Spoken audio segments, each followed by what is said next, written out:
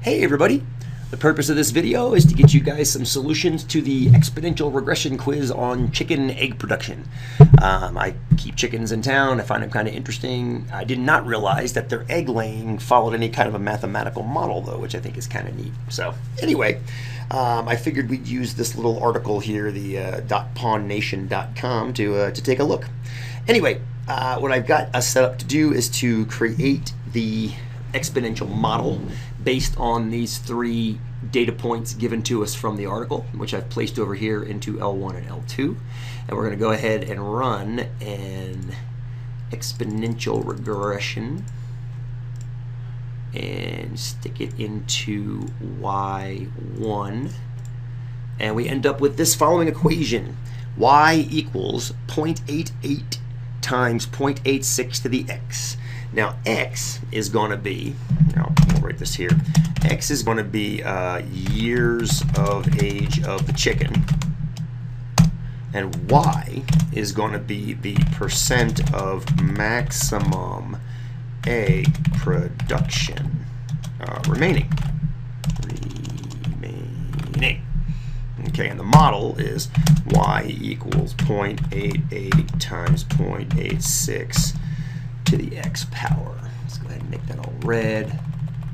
I'm going to make it bolded while we're at it. Make this red. Make that an exponent because it is. All right. So you can see it's a best fit and not a perfect fit model because this should be 100% if x equals 0. But it's not. It's 0.88. It's 88%. But then again, remember, it's a best fit. It's a best fit model. And that's okay. That's totally fine. If you want, you can also go back to your TI, what we've created, turn it back on, and you can graph using a scatter plot. Let's turn a scatter plot on with our data. Yep, that looks good. Let's turn it on though. And then go to a zoom data, and there's your best fit model. If we had a third point, it would fit it a little bit better, but we don't. This is the fit we've got. So anyway, we're done with the TI now. What percent of maximum laying ability does the average chicken lose each year according to your model? Well, 86% is what remains, which means it loses about 14%. So you lose about 14% of egg production with each given year. Okay? Hopefully that makes sense. At what percent of maximum laying ability is a hen who lives to 5 years? Well, all you've got to do then is let x equal 5 and see what y is. So I guess we're not quite done with the TI yet. I want to choose to go to the table if it's okay with you guys, because that I think is the easiest way to answer this question. So we'll go over to the table, and when x equals 5, y equals 0.42, 0.41 and a half, or 0.42. So she's at about 42% of her egg laying ability. So just below half. She's laying just under half of the eggs she usually lays when she's at maximum egg laying, which would be, I guess, when she's brand new. So, I mean, if she's laying an egg a day, by the time she's 5 years old, she's laying an egg every other day. Can a hen ever get to 0% of her maximum laying capacity? Why or why not? Now, it depends on how you want to answer this. Some people are going to answer this from a personal experience of their chickens, say, aging. And they're going to say no, because even an old chicken can lay an egg every once in a while. That's one way of looking at it, and there's nothing wrong with that answer. My way would be to look at it from a mathematical point of view. If you look at the graph of this function, notice it's dropping. Now 0, let me change the window so it's a little more obvious. Let's put y equals 0 in the line. There we go. Whoop, quit. What did I do wrong? Whoa. Sorry. 0 to 1. There we go. That's a better window.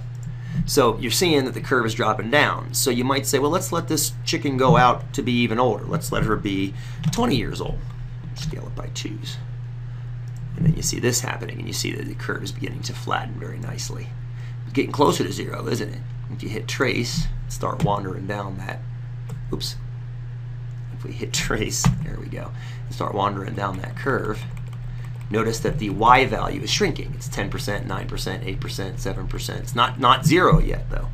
So theoretically, let's let this girl be 30 years old. Let's see what happens to a 30-year-old chicken. Okay? Now, no matter how far out you let this girl go, in other words, no matter how far out you let this girl age, it can never mathematically get to 0. It can get really close to 0. but it can never actually mathematically equal 0. And that's simply because if you keep taking a percentage of a number, you're never going to zero it out. The only way a number times another number can equal 0 is if one of those numbers is 0. Well, these numbers will never be equal to 0. This number is 86%, and you keep multiplying it by 86%. So you're never going to have it able to get to 0. So another way of answering it is, mathematically, it's impossible for it to get to 0 because of the behavior of the exponents. So anyway, I hope that helped, and we'll catch you guys in class.